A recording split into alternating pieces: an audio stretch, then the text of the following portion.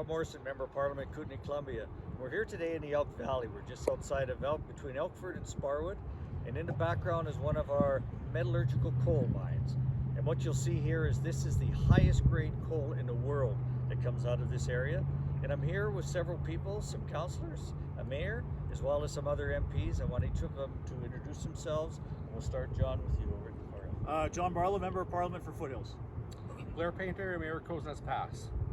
Rick Perkins, Member of Parliament for South Shore St. Margaret's in Nova Scotia and the Shadow Minister for Industry for the Conservatives. Chris Nand, Councillor for the District of Sparwood.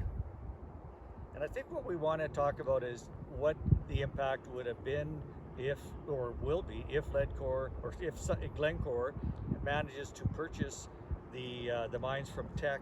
And I think we really need some personal involvement, people who live in the community, like Chris with Sparwood. What has Teck done in your community?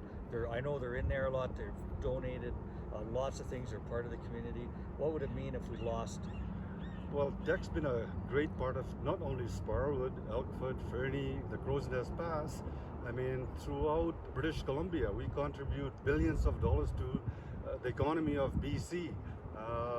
As a former president of the local union in Sparwood, I had to deal with Teck many a times. I was president for 9 years, and I think Teck has been very responsible company, and we would really hate to lose Teck. For all those people who don't understand what metallurgical coal is, it's the coal you need for steel. You can't make steel without the coal that comes from here. This isn't the coal people use to heat. This is the coal that's made for steel, and it's vitally important. We made an important announcement today from the Conservative Party where we said we oppose Glencore's takeover of Teck.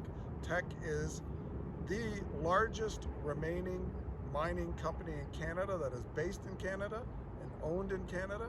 It has metallurgical coal, important operations, copper and zinc operations, an important smelter in Trail, in fact, the second largest in the world. And we can't afford to lose these jobs and these investments in these Canadian companies anymore. And that's why we announced today that we would oppose Glencore's takeover of this important British Columbia company. And like we were talking earlier, there's 55 companies that are assisting Teck right now out of this area here, $300 million plus in contracts. But it is not just Kootenay, Columbia, or it isn't just the Elk Valley. It also is into southern Alberta, which is why we have a mayor here who represents the Crowsnest Pass, as we call the Crow. And let's talk about the impact. Teck is a crucial part of our economy. 1/3 of Teck's employees come from the Crowsnest Pass. We need to keep industry, resource extraction Canadian. We can't have this go to another country offshore. It's critical. It's premium jobs for our community, tax base for both local areas, our Elk Valley, for the province of BC, as well as province of Alberta. This is critical. This type of development, resource extraction development, stays Canadian. And to Mayor Painter's point, these are so important to not only the jobs, but the economic development for these rural communities that don't have a lot of other economic development opportunities. But it's also important that we protect the sovereignty of these critical minerals like metallurgical coal, like copper, like zinc.